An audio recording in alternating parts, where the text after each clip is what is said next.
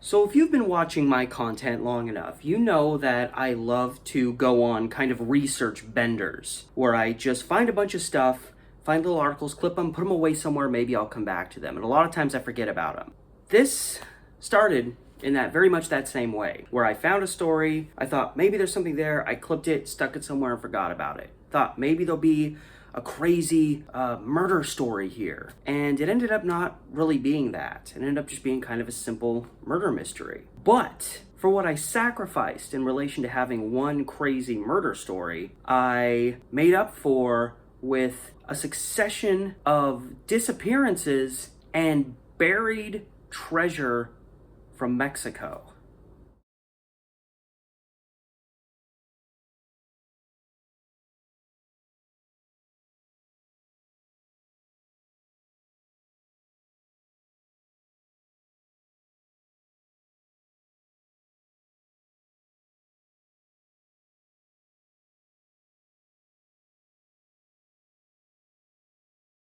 For me, it started April 19th, 1912. Jacob Evans, man in his 70s, lived a long time, seen a lot of things. He had relocated to what is known, at least it was known then, as the South Slough District. And the South Slough is a body of water that branches off of the COOS Bay area. It's just south to southwest of COOS Bay along the Oregon coast. And Jacob Evans lived in this area for a very long time. He actually relocated there in the 1850s and was considered a pioneer of the area. And on the 19th, he was supposed to meet up with a friend, William Joyner. And they were gonna go into town together. They'd recently had a bit of a row with each other. Evans was known to be a little confrontational, and him and Joyner had recently had a tiff wherein Evans threatened to murder him, but in very rural 1800s fashion, or I guess early 1900s fashion, they made up and they were going to go into town together. So Joyner goes to the spot where he's supposed to meet with Jacob Evans, and Evans never shows. So, a little curious, Jacob Evans, he may be a pain in the ass, but he is a man of his word. Joyner decides to head out to Evans's rural South Slough home. And when he arrives there, all is quiet. He knocks on the door. There's no response. He then takes a step to the side and tries to glance through one of the windows of Evans's house. And there he sees Evan on the floor of his kitchen, not moving. Joyner quickly rushes away, contacts the police. The police report to the scene. They have a pristine crime scene because no one else has been there messing with it yet. And they discover that Jacob Evans had been shot 3 times in the chest, one of which actually pierced his heart. That was the fatal shot. And he fell right there on his kitchen floor. There had been 6 shots in total. So whoever did this, it seems like they had an objective of killing this guy. And there were bullet holes through the window of a back door. The inference being that whoever shot him from outside. Because of the rural landscape that Evans lived in, it was going to be hard to try to solve this murder. Nobody else was out there. Nobody saw who the killer could have been. Evans did have someone boarding with him, a young man described as being about 20 years of age and of a dark complexion. And apparently this individual, who nobody in the area seemed to know the name of, he just happened to finally leave Evans' house, never to return, about a week before he was murdered. And as far as I could gather, nobody in that area figured out what happened to that guy. Could he have been responsible? Unless he was in hiding for several days leading up to that murder, probably not. And there were a few theories to go around in terms of who may have been responsible for killing Jacob Evans, because again, he was such a confrontational individual. He had numerous people working for him, and they were actually spoken to by police to see if they had a motive to possibly kill him. None of them really seemed to check out. Nobody could figure out who was responsible for this crime, and it's very interesting. Again, whoever shot him obviously intended to kill him, having shot him multiple times in the chest. Several weeks after the murder, there's no new leads, the trail's gone cold, somebody discovered on Evans's land, because Evans owned a lot of land around his house, they discovered a dug grave, like somebody had dug a hole the size of a grave to put a body into. Now, there was no body in there, but it was noticed that it appeared the grave had been dug quite some time earlier, possibly several weeks earlier, which would sync up with when Jacob Evans was killed. So people wondered, first off, why is there just a random grave dug out in his property behind his house? But beyond that, it was thought whoever killed him, did they have the incentive of then also burying him? Burying him on his own land. And possibly for whatever reason, they decided against that. There's really not any other explanation for why this grave was dug there. But it hit the papers. People really wondered what this grave was for. But it didn't bring law enforcement any closer to figuring out what happened to Jacob Evans. He was just killed in his home, and that was that. However, there is one little twist to the Jacob Evans story, at least a possible twist. And that is that there had been legends going back decades, going back to the Mexican-American War of the late 1840s. Legends of treasure buried in the COOS Bay area, and it appeared the legend had led at least interested parties to the area of the South Slough, and specifically in close proximity to Jacob Evans's property. Apparently, Jacob Evans never actually went looking for the treasure himself, but I mean, he lived right next to it. I'm pretty sure at least a time or two he probably went out wandering around, trying to see if he could find something. But there had been several other people, a lot of people just in the town and out, who had stopped on his property and spoken with him and said like, hey, we're just here looking for that treasure. So it was a generally known legend, and it really was a legend. Nobody had any idea exactly where this treasure could have been. And it was lore. There was no old man in town who was still alive when the Mexican-American War happened and knew for certain that treasure had been transported to this site, but there was enough there to bring people out there. And even Jacob Evans, when he first moved out to this area in the 1850s, he was a gold miner. That's what he was doing out there. He was looking for gold. Another reason I think he probably, at least a time or two, tried looking for this treasure. But the fact that he lived so close to the presumed location makes you wonder, did that have any relation to his death? Is it possible that somebody could have shown up at his home, convinced that he knew where this treasure was, pulled a gun and said, listen, Evans, tell me where the gold is, or the treasure, or I'm going to kill you. And there could have been a confrontation that ended with Evans kicking this person out. And the moment they stepped outside, they just turned and shot through the window at him. It was noted that there was a handgun sitting on the kitchen table right next to Evans that led people to believe that maybe, based on where it was located, maybe Evans had it in his hand recently and could have potentially pulled it on someone that tried to break into his home or endanger his life. And of course, presumably moments later, he is killed in his own home. Evans never found the treasure, and it appeared nobody else had found the treasure. However, this legend was there, and simply put, the story, the lore of it all, is that during the Mexican-American War, someone or some group of individuals hid a collection of gold and various valuables and jewelry and treasures, and they hid it in a church. And then ultimately, I guess when the coast was clear, they relocated it to a boat that they then took out onto the ocean. And they ultimately landed on the coast just off of COOS Bay. And this treasure was reportedly worth about $3 million. That's $3 million 1912 money. I don't even want to imagine what that would be worth today. So that in and of itself is enough to attract someone to try to look for this if it was still out there. But what's so interesting is that legend had been kind of forgotten for a long time. Like these little individuals that came out to visit Evans and say, hey, we're going to look for the treasure. These people never found anything. They were just they came and they went. These were not the kind of people that were going to make local headlines. So up until right around the time Jacob Evans was killed, nobody was really talking about this treasure anymore. Most people probably figured it wasn't there. It was just a legend.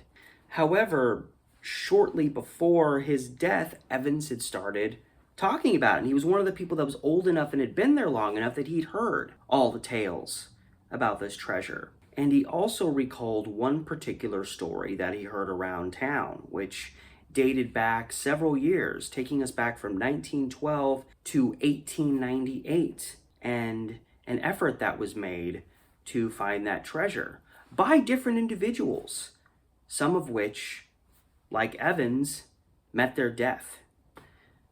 July 29th, 1898. George Kimmel is a fairly prominent local citizen, and he is the top cashier at a local bank in the small Kansas town of Arkansas City. And on the 29th, he had a big bundle of bonds, totaling out to almost like $20,000 worth of money. And he left town to deliver these items to Topeka, which is just northeast of Arkansas City. He arrived there, he turned those bonds over to I believe the Treasury Department, and after that he traveled a little bit further east to Kansas City, and there he briefly stayed the night at the Midland Hotel. And the last time he is definitively seen alive, he is leaving in the early evening hours of the following day. He left the Midland in the company of 3 men whose identities have never been established.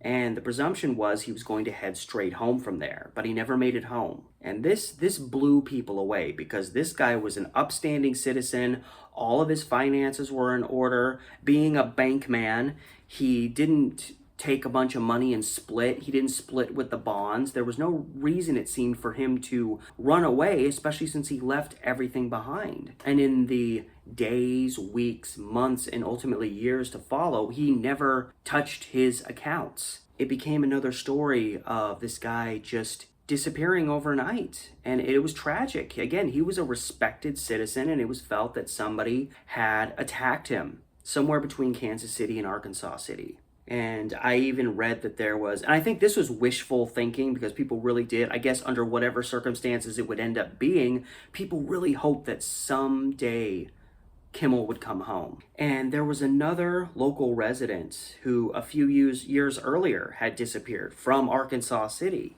And it was one of those things, nobody knew what happened to him. He was heading home. He stopped off at the meat market to buy some steak for the following morning's breakfast. He hopped on a streetcar. He hopped off the streetcar right next to where he lived, and he never made it home. The meat he purchased was found on the sidewalk near his home, and the presumption was he'd been attacked by somebody.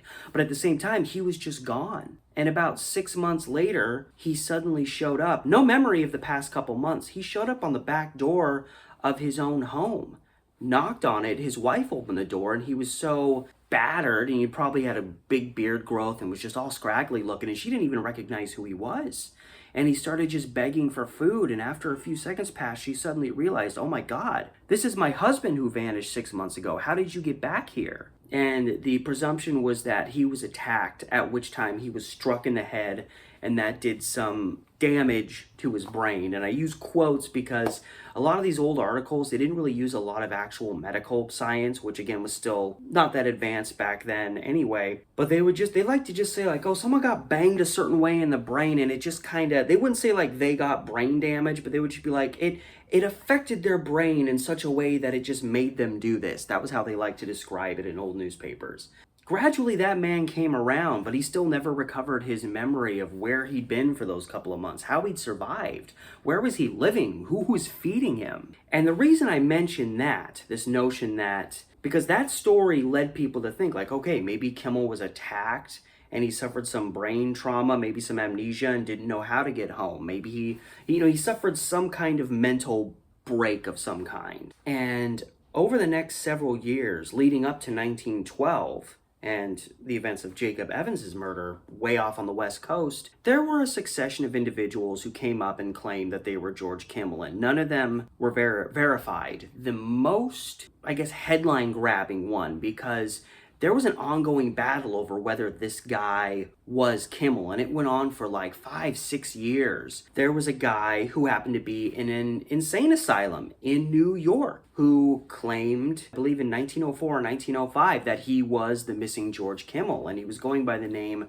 of Andrew White at that time. And for years, this fight went on, and most of the people that knew or were related to George Kimmel said that this guy wasn't him. However, George Kimmel had taken out a very large life insurance policy. So the insurance company had a vested interest in convincing anyone who would listen, in particular a judge who's going to make final decisions on matters such as these, that Andrew White was George Kimmel, because it would mean he wasn't dead, but he was alive, and they wouldn't have to pay out a bunch of money. Then again, at the same time, members of his family who'd probably be getting that life insurance money, they'd almost have an opposite incentive to say it's not him so they could get that money. Of course, that's kind of sick to throw someone that you acknowledge is your relative under the bus just to get a payday, but people have done worse things, especially back at the turn of the century. And this went on clear until like 1910, 1911, the Andrew White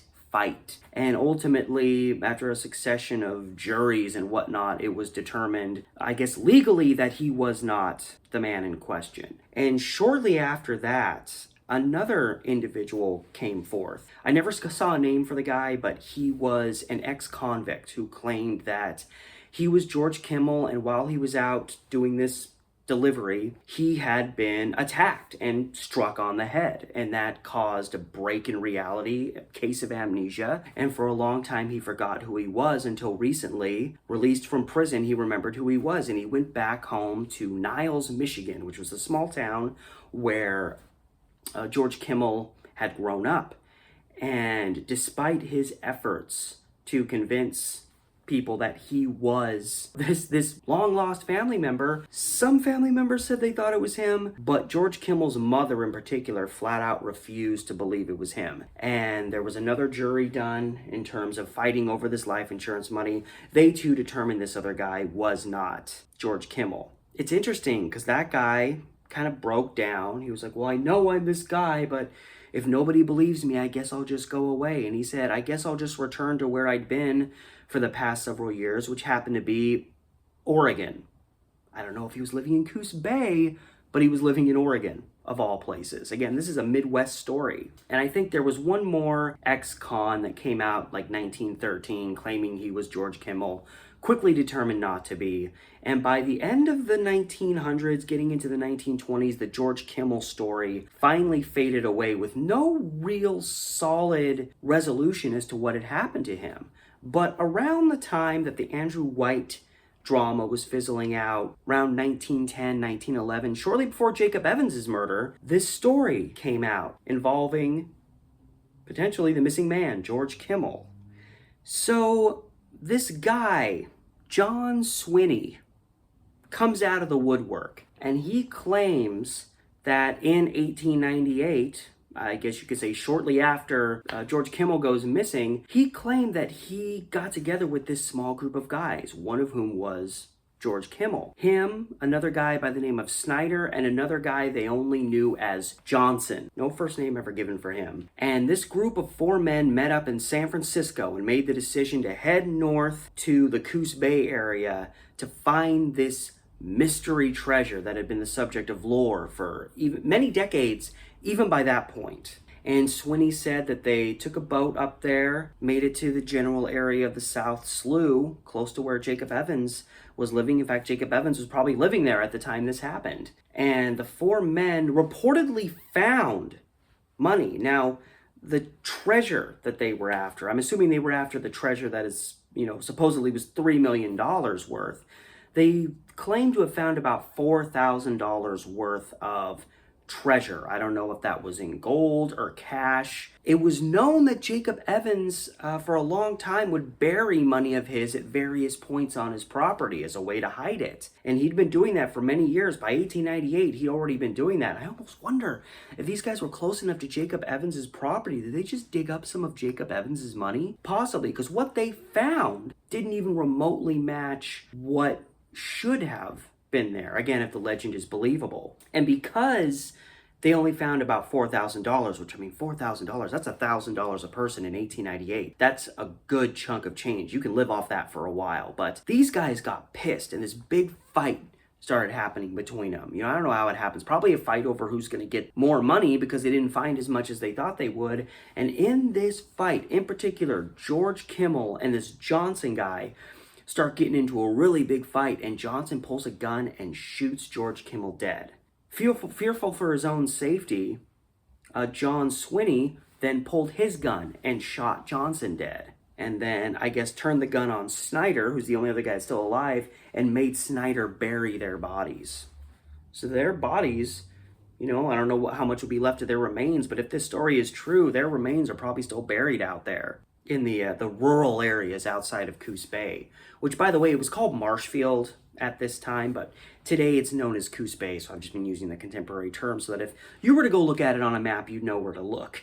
So that story started coming out, and that started getting a lot of attention, and even some of George Kimmel's own family members were buying this story. They thought, yeah, that's probably what happened. So tragically, if that story is true, it means, yeah, he was still killed. And he was killed not that long after he disappeared, but some may also wonder, this guy had a really good job, he was really respected in his community, he was an upstanding citizen. Like, why would he suddenly run away from town, not tell anybody, flee all the way out to the West Coast, literally right after making this delivery in Topeka, and he goes all the way to the West Coast and ends up finding himself getting shot over $4,000 out near the Oregon coast. I almost wonder if maybe some of these people he was involved with he met, maybe in Kansas City while he was there, and they told him, hey, there's tale of this Mexican treasure way out west. And of course, people have been talking about gold out west for many, many years at this point, and maybe that sucked him in. But, as would come out later, George Kimmel was maybe not the angel everybody thought he was. It came out a little bit later that he had actually, shortly before he disappeared, he'd been running a scam against a business called the Pacific Express Company,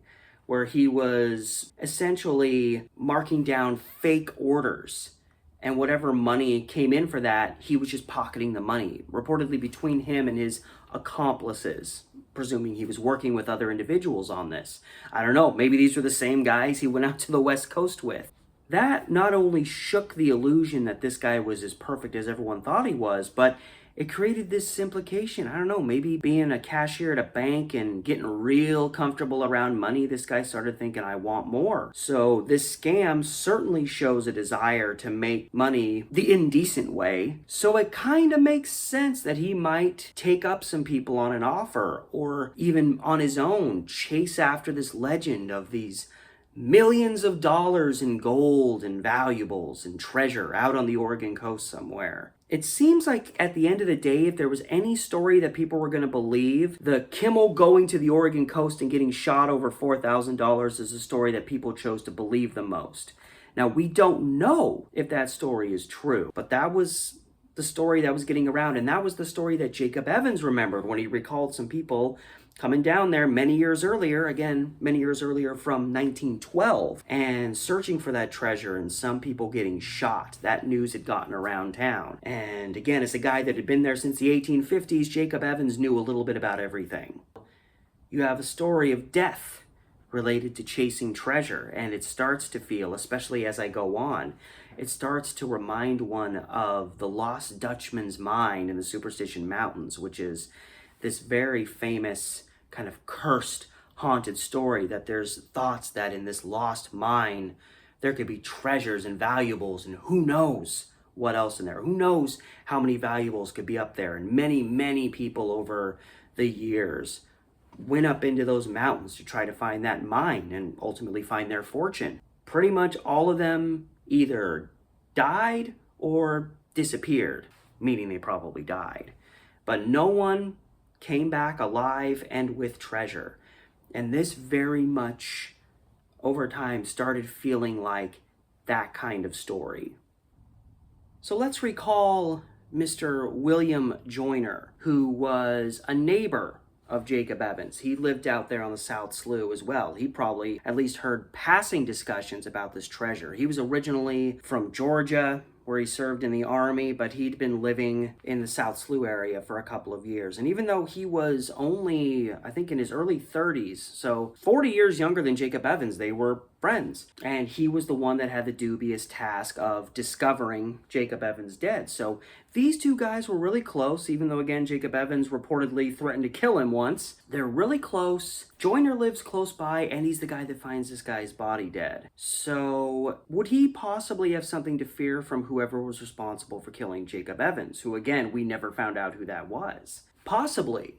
because only about 2 weeks after Jacob Evans' death on March 2nd, 1912, William Joyner is being visited by a friend named Tom Talbot, who will be referenced a couple times in this story as well. And while they're together at Joyner's home, they start hearing noises outside, enough to attract their attention. And Joyner gets up and walks to his door, and the moment he opens his door, there's 2 or 3 rifle shots. And he quickly closes the door and falls back into his home. Somebody was standing there in the darkness, loaded, ready to shoot him. And he ducked back into his home and he managed to survive the night. But then you fast forward almost exactly 3 months. August 3rd, it starts going around that William Joyner has now also vanished. Like George Kimmel, there's no real reason for this guy to shuffle off the face of the earth. And it was noticed that Joyner's livestock had been left there. It looked like he had just left either in a hurry or had left with the intention of coming back. And he was known to walk down this little dirt road to the nearest body of water, and that's where he got most of his water. So he made several trips between his home and his primary water source, and it was thought that on one of those walks, someone got to him. There were even, very briefly, theories that went around that suggested maybe he just left voluntarily, but there was not really any explanation for that. The main reason that people thought he maybe left voluntarily was because, coincidentally, I don't think they ever verified that they were the same, but about 4 years earlier, so around 1908, a man by the name of William Joyner disappeared from Los Angeles. And again, that disappearance didn't seem to make sense to people who knew him down there either. So people thought, well, if he could just up and disappear from LA one day, if it's the same guy, what's preventing him from just randomly up and disappearing from COOS Bay a couple years later? Now, they never verified whether these 2 William Joyners were the same person, but I think that story was the primary thing that made some people think maybe he left on his own. However, there is pretty strong reason to believe he was murdered. During a general investigation between police and just people that wanted to help, again, there's lots of bodies of water out there, lots of places people could be tossed into. And during the search for William Joyner, there were drag marks found that looked like somebody had dragged probably a person down to the slough and tossed the body in there at some point. And as would come out with a grand jury that was convened a short while later, some individuals that were out on the water, and they were dragging the water, trying to figure out if there was a body down there, maybe William Joyner's body. So they were searching the area close to where these drag marks had been seen. And while they were searching, one of the hooks they were using pulled up a chunk of what they were convinced was human flesh. And quickly they thought, okay, William Joyner's probably right down there. And they apparently got really excited, like, oh my God, we found something. And they dropped the piece of flesh down in their boat, and reportedly they had a dog in the boat with them, and the dog quickly lurched forward and ate the piece of human flesh. That's their story. So we don't even have any absolute proof that they actually found a piece of human flesh, because whatever they found, if they found anything at all, the dog ate it. The dog ate their homework, essentially. They kept at it, but they were unsuccessful in that area pulling anything else up. They didn't find anything else, but they were still very much convinced that there was a human body down there. And there was actually a woman in town who had the goods. She literally went right to the police and said, I've talked to the guys that said we killed William Joyner. No explanation given on why. And her name was Edna Hinch. Making sure I got her name right. Edna Hinch. And Edna Hinch was this character about town, the kind of, every little town's got one. She was kind of the crazy lady that just went around and just would spout off any kind of random thing. And she would claim, I know this about this person, I know that guy did that, and she was kind of just the crazy lady around town that cried wolf all the time. So the police didn't believe her, I don't think, when she first told this story, but then she repeated the story to perfection to the grand jury, so much to the point that she gave the names, and one of the men she referenced was also called to that grand jury, and he had the cojones to say, you know what, I absolutely had a motive to kill William Joyner, but I didn't do it. No charges were filed on anyone after that grand jury. So I guess it still seems when all is said and done, the main reason some guys didn't get busted and charged for William Joyner's murder was, well, one, they hadn't found the body. So they still couldn't, to a 100% certainty, say he was dead. But also, I think they just never really were comfortable believing anything Edna Hinch had to say. And there was just a lot of just random things going on at this time. You have an old potential murder story, you have a present day murder story, you have a disappearance that may be a murder. And while all of this is going on, the local district attorney starts getting death threats in the form of several letters from someone pretty much saying, hey, stop trying to figure out who killed William Joyner, or we're going to kill you. And on top of that, a little bit after the grand jury, there's this guy by the name of Frank Garrison who is tried and convicted, and he is going up to the gallows to be executed for murdering a man named Roy Perkins. A case where pretty much they were out in the middle of nowhere together. They apparently had an argument. He says Roy went off that way, I went off this way, and a jury decided that he killed him out there. So it was all circumstantial. And while up there, only moments away from being executed, Garrison gets up, pleads his innocence. He stands up there and claims that the town marshal, essentially the chief of police of that area, a guy named Jack Carter, was actually the one responsible for killing Roy Perkins. He then goes on to say that Chief of Police Carter is responsible for killing Jacob Evans and William Joyner.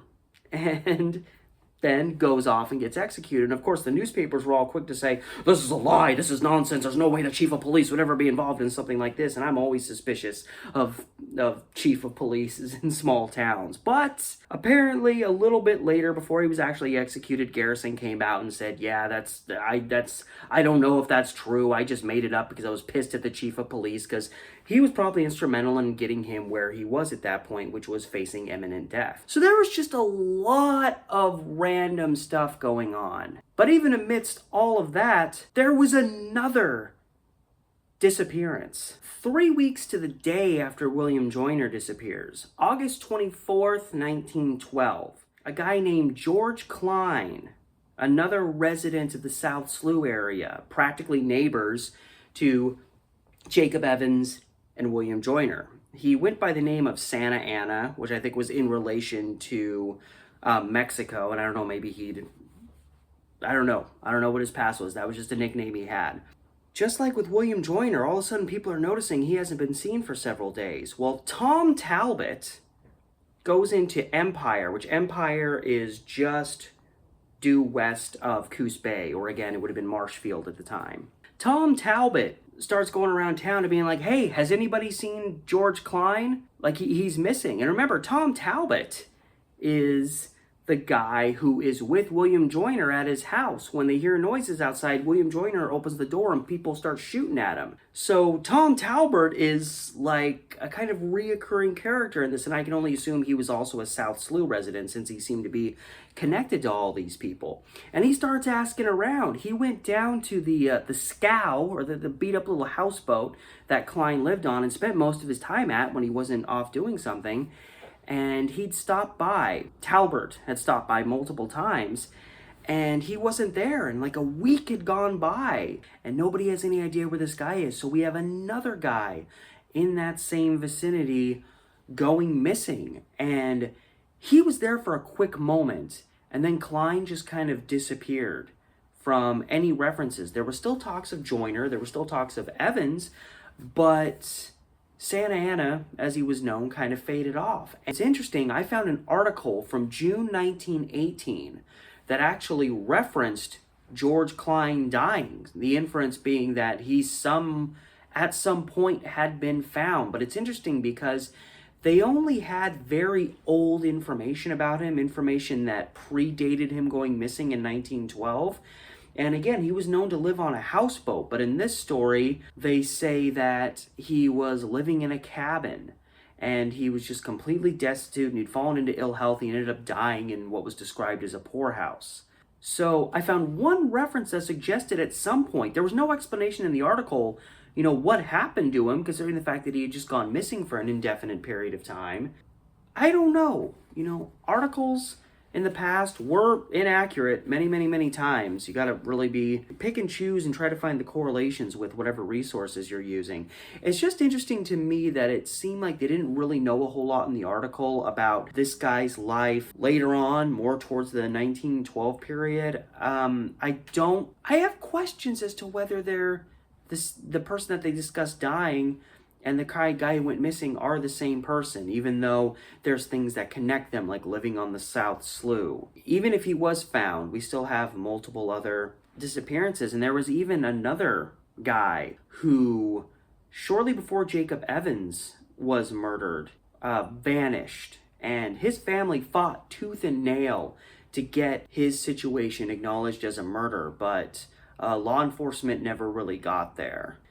And this guy's name was Harvey Metcalf, and he disappeared in late February 1912 for a brief period of time. He'd apparently gone out on a boat ride with some other friends, just out on the slough, having fun, drinking a little bit. And they stopped on the shoreline. He got out and started walking down the trail towards home. This is another South Slough guy that lived there, and just went missing. And an intensive search was done, and they found his body in the slough. And law enforcement was quick to dismiss it as an accidental drowning. The primary reason it seems they did this was because they couldn't find any evidence of violence having been done against this guy. But at the same time, this guy's had been in the water for a long time, and his body was decomposing to a considerable state, and there was even a lot of his face had been, not to be graphic, but had been like chewed away by fish in the water.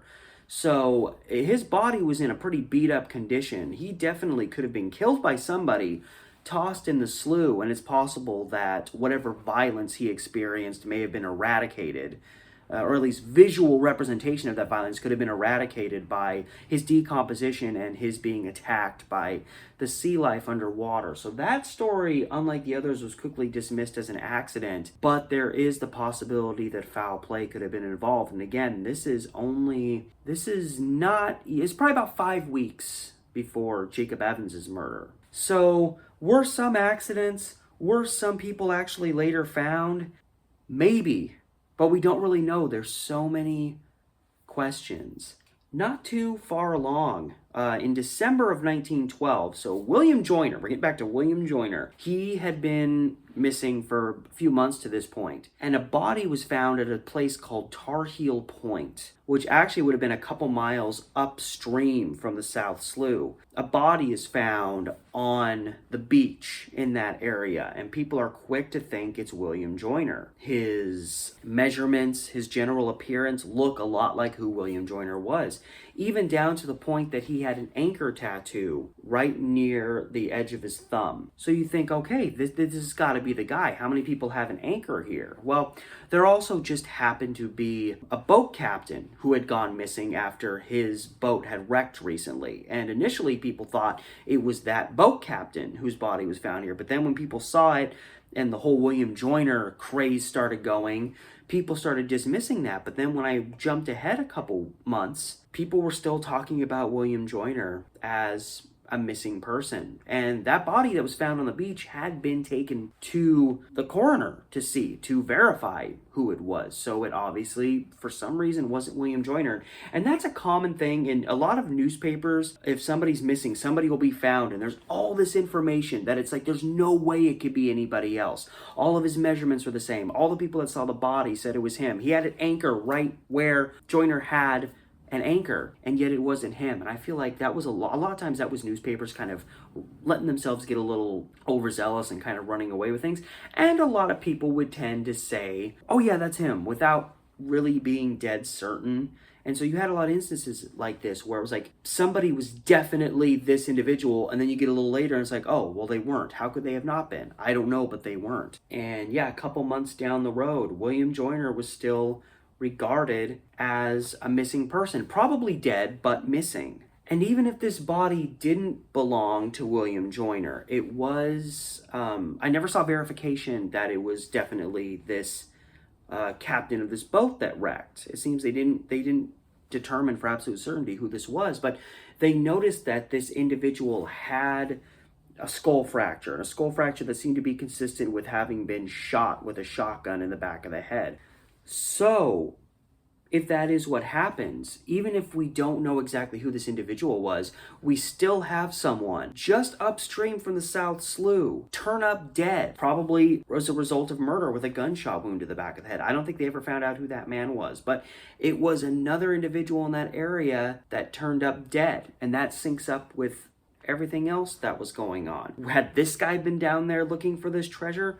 Who knows? When the young man that was staying with Jacob Evans took off right before he died, did he take off looking for the treasure? Who knows? And then in 1916, this was actually the last piece of information I found potentially related to all this, a skeleton was found on the land that Jacob Evans had once owned.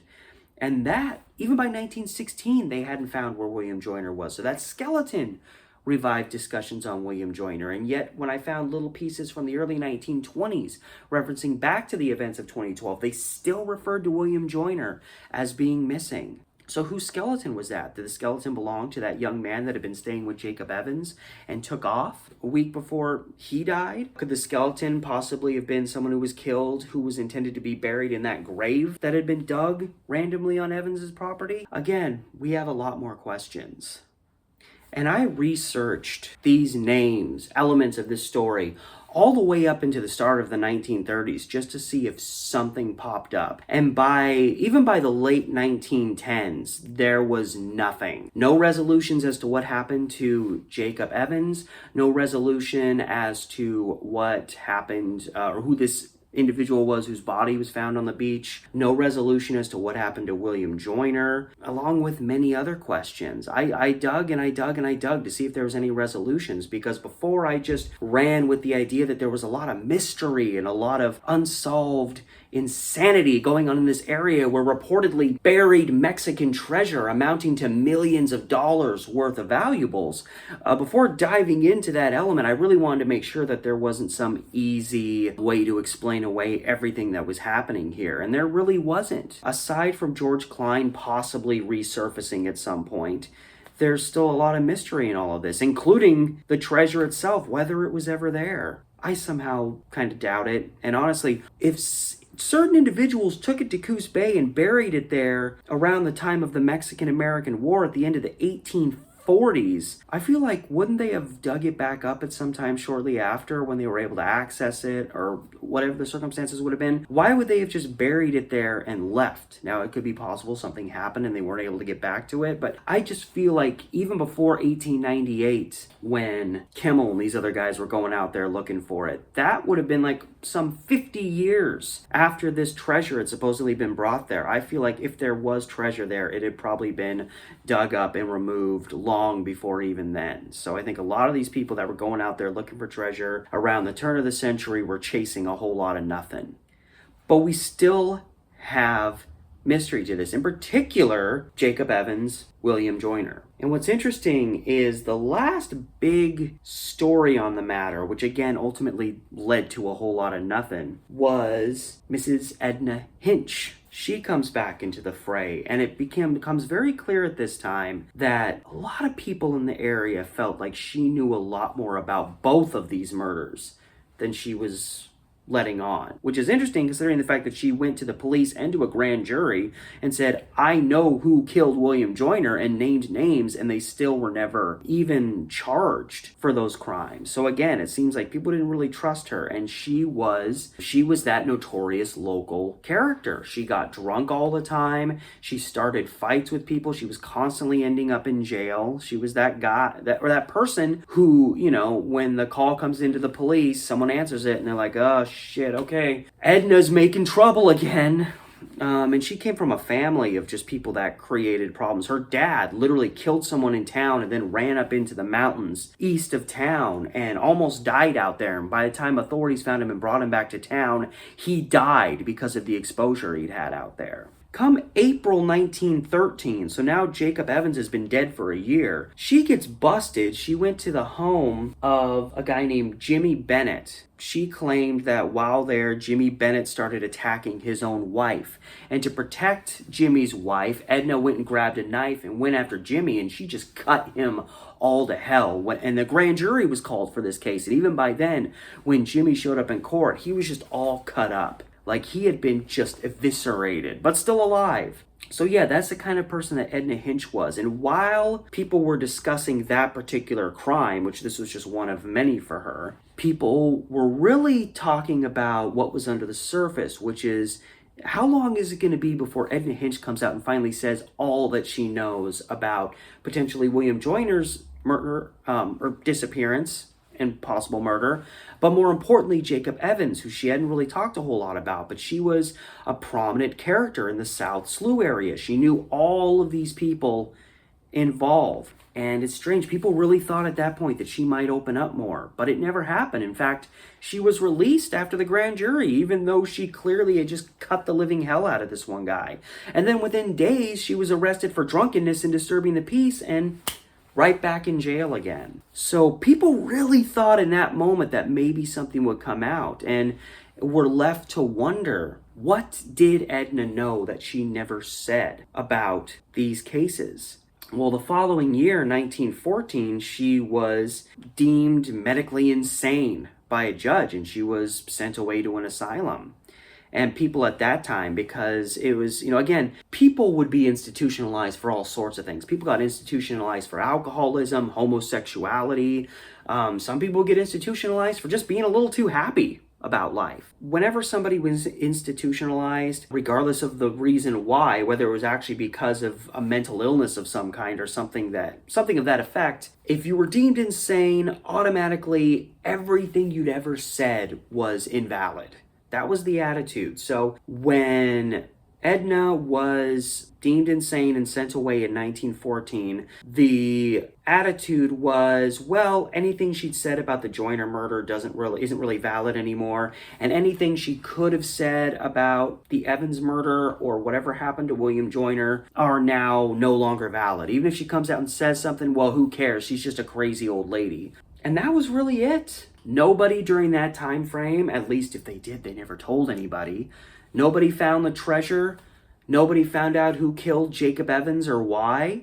Nobody found William Joyner or found out if he was murdered, who killed him or why, or if that was connected to Jacob Evans's death. Was George Klein found alive and well and died in 1918? Who was the person found on the beach with the fractured skull that may have been the result of a gunshot wound? Harvey Metcalf, was he actually murdered and thrown into the slough and just too battered for however he was murdered to be found later on? A lot of mystery, a lot of murder, a lot of disappearances, and this great multi-million-dollar treasure that may or may not have even been there in the first place.